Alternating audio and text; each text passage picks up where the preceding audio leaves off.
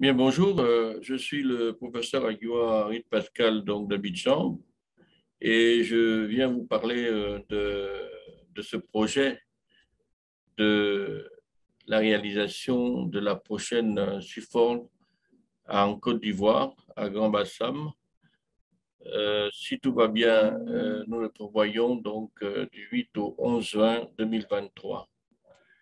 Alors, la Côte d'Ivoire est donc un pays francophone d'Afrique de l'Ouest et il a une superficie de 222 000 km², une population de 25 millions de personnes, avec une grande diversité culturelle, à peu près 60 ethnies, et il est limité au nord par le Mali et le Burkina, à l'est par le Ghana, à l'ouest par la Guinée et le Libéria, et au sud par la mer et le golfe de Guinée. La capitale économique est Abidjan. C'est en même temps une capitale universitaire où nous avons deux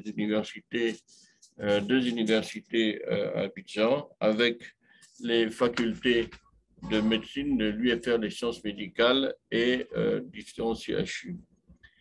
Nous avons 4 CHU dans Abidjan et la capitale politique est à Yamoussoukro, au centre du pays, à environ 350 km d'Abidjan. Et nous allons nous intéresser principalement à la capitale historique et touristique de la Côte d'Ivoire, qui est Grand-Bassam, qui est située à une vingtaine de kilomètres d'Abidjan. C'est d'abord le Grand-Bassam est la première capitale de la Côte d'Ivoire aux alentours de 1905. Et ensuite, après, la capitale a été déplacée vers Bingerville et Abidjan. Il y a une architecture, d'abord c'est une zone qui est située et bordée par la mer au sud et par la lagune ébriée, avec donc une architecture coloniale qui est en pleine rénovation, avec l'appui des autorités de la mairie. Eh bien, il y a d'abord un réceptacle hôtelier extrêmement fourni, avec des hôtels 3, 4, 5 étoiles, et un système d'hébergement qui est extrêmement divers et qui pourra, j'espère, satisfaire les uns et les autres.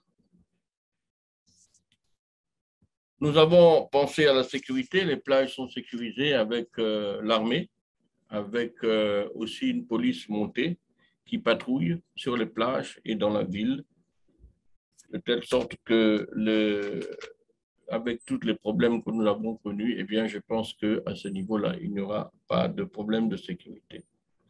Donc, c'est un endroit effectivement assez paisible, de repos, de détente, de réflexion, de tranquillité, où nous espérons vous allez trouver tout un cadre approprié pour la réflexion, pour le travail et pour la détente et pour pouvoir donc faire tout un ensemble d'activités touristiques et d'activités de loisirs.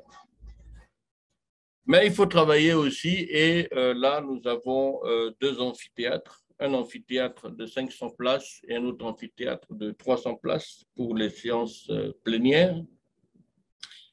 Il est prévu aussi tout un ensemble de salles de réunion pour des sessions beaucoup plus petites, pour des réunions beaucoup plus restreintes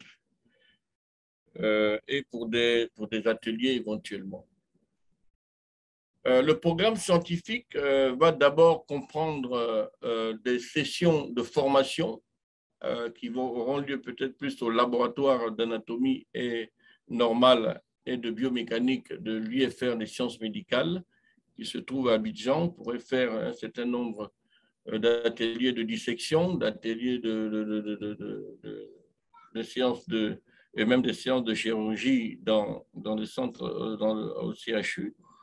Et le lendemain, eh bien, nous pourrions commencer avec des sessions qui vont, sur le plan scientifique, couvrir l'ensemble de nos spécialités, notamment l'autologie, l'autoneurologie, avec surtout la chirurgie de l'oreille moyenne, et les problèmes de séculoplastie, de poste de rétraction, etc., de videment pétromastoïdien que nous avons encore malheureusement, et le problème de l'implantologie cochléaire, qui est vraiment le sujet qui nous passionne le plus actuellement.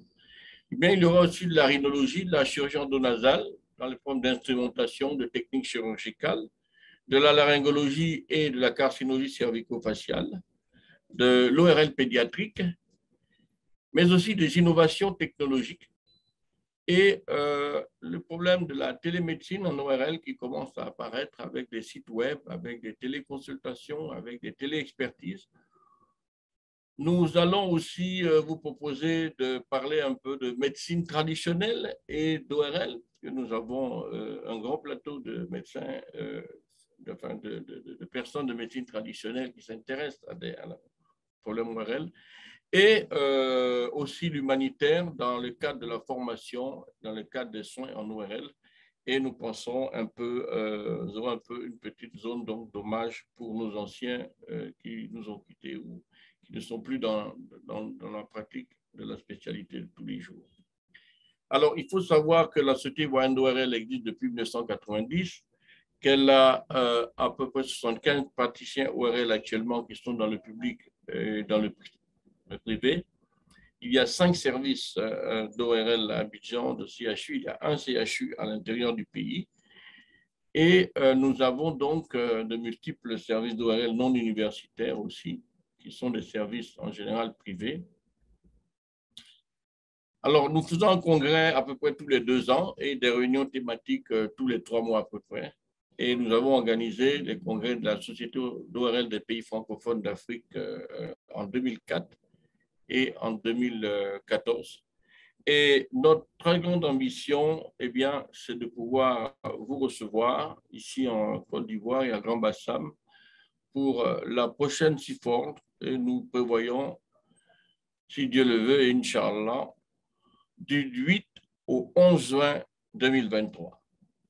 Je vous remercie et à très bientôt à Grand-Bassam en Côte d'Ivoire. Merci.